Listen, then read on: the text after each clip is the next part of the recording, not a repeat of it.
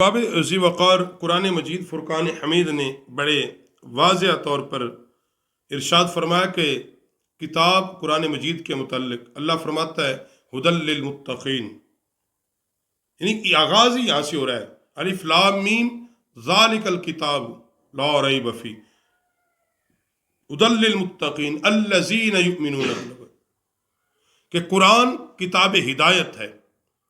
اور نبی کریم علیہ الصلوۃ والسلام کے لیے بھی قرآن نے کیا کہا کہ یہ رسول مرسل ہدایت ہے، یہ رسول لوگوں کو ہدایت کی طرف بلاتا ہے، میرا رسول کا طریقہ ہدایت والا طریقہ ہے۔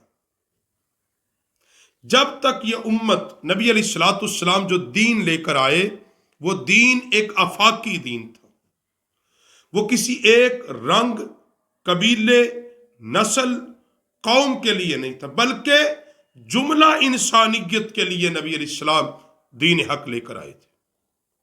اور اس لیے آقا علیہ الصلوۃ والسلام نے پوری انسانیت کو دعوت دین پیش کی۔ اور اللہ نے قرآن میں جب خطاب کیا کسی ایک قوم کے لیے نہیں کیا نا، یہ تو نہیں کہا یا ایھا القریش، یا ایھا الناس، اے لوگو، تمام رنگ، نسل، قبیلے، قوم، تمام انسانیت کو اللہ خطاب کر رہا کہ تمہاری ہدایت، تمہاری کامیابی کا سر چشمہ اللہ کی کتاب قرآن پاک ہے، میرا یہ قانون۔ کیونکہ جب دین مکمل ہو رہا تھا تو اللہ رب العالمین نے اپنے تمام احکام بھی مکمل کر دیے، وہ قرآن پاک میں بیان کر دی۔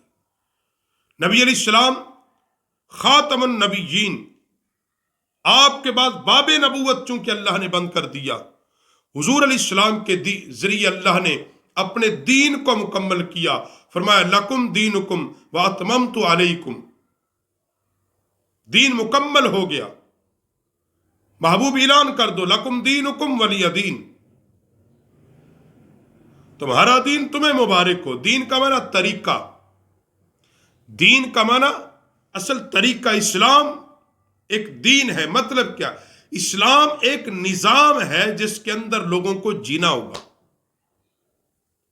جس کے اندر لوگوں کو رہ کر اپنی زندگی گزارنی ہوگی۔ اصل اس امت کی تباہی اور اس امت کے زوال کا ایک سبب یہ ہے کہ یہ فرقہ واریت میں بٹی اور اپنی اپنی مطلب کے قرآن سے حکم لے لیے۔ اہل حدیث ہے، بس وہ اپنے مسلک کو ثابت کرنے کے لیے قرآن کی آیتیں پڑھے گا۔ دیوبند مکتبہ فکر ہے، میں تنقید نہیں کسی پہ کر رہا، وہ بھی یوں ہی کرے گا، یعنی اپنے مسلک کو ثابت کریں گے اور دوسرے کے مسلک کے لوگوں کو، کوئی کسی کو کافر کہے گا، کوئی گمراہ کہے گا، کوئی گستاخ کہے گا، کوئی بددین کہے گا، حالانکہ کلمہ گو۔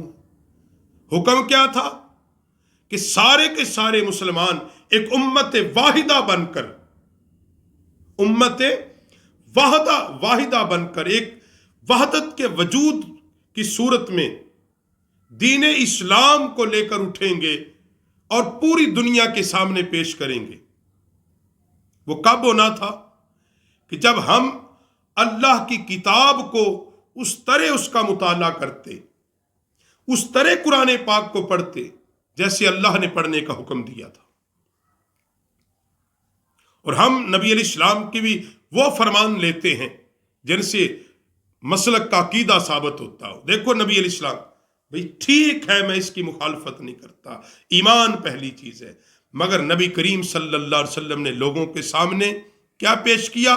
سب سے پہلے عقیدہ توحید اور پھر عقیدہ رسالت اور پھر نظام پیش کر دیا کہ جب لوگوں نے کہہ دیا لا الہ الا اللہ، اللہ کے سوا کوئی معبود نہیں، محمد الرسول اللہ، محمد اللہ کے رسول ہیں، مان لینا کافی؟ کہا نہیں، عمل کرو۔ وہ نظام چھوڑنا پڑے گا، وہ نظام چھوڑنا پڑے گا اور نظام قرآن میں آنا پڑے گا۔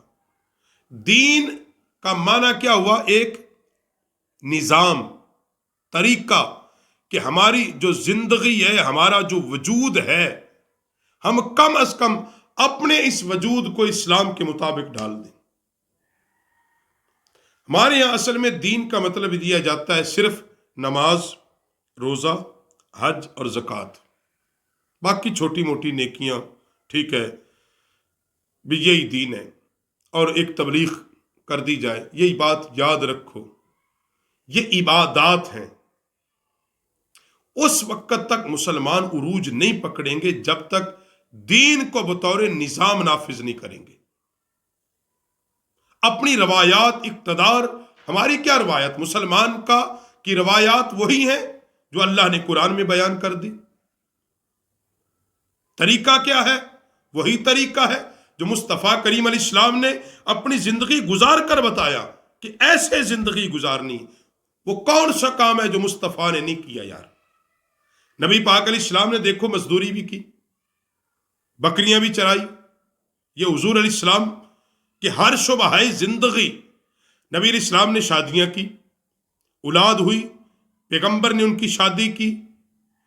یہ آئلی ایک انفرادی زندگی کے کام، اور پھر اسلام کو بطور نظام مدینے کی ریاست قائم کر کے عدل و انصاف کا قانون مرتب کیا، لوگوں سے حسن سلوک کیا، اسلام کی دعوت و تبلیغ کی، جہاد و قتال میں سرگرم عمل رہے،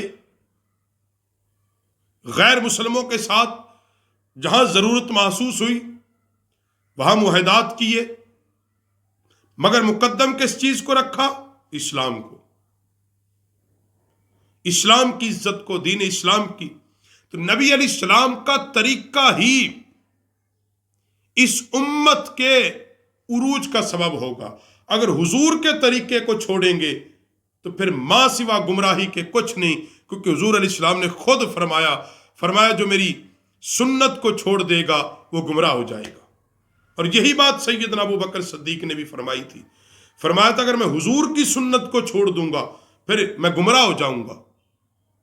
خلفائے راشدین نے کیا کیا کہ صرف رسول اللہ کی سنت کو اپنائے رکھا، حضور کے طریقے کو اپنائے رکھا، نبی علیہ السلام کے پیغام حق کو اپنائے رکھا۔ جب تک ہم حضرات اس طرف نہیں آئیں گے، قرآن کے مطالعہ اس طرح نہیں کریں گے جس طرح اللہ رسول کی منشا ہے، اس کو سمجھیں گے نہیں، اس میں اتریں گے نہیں۔ قرآن ایک آفاقی پیغام ہے، یہ ایک مسلک کا پیغام نہیں ہے، ایک قوم کا نہیں ہے، یہ پوری دنیا کے لیے اللہ نے پیغام بنا کر نازل کیا ہے۔ لوگوں کے سامنے اس طرح ہم دین پیش کریں جو اللہ نے قرآن میں بیان کیا ہے۔ تو اس پہ انشاءاللہ بعض درس کے اندر گفتگو ہوتی رہے گی۔ تو مالک بے نیاز ہمیں اس امت کو عروج عطا فرما دے۔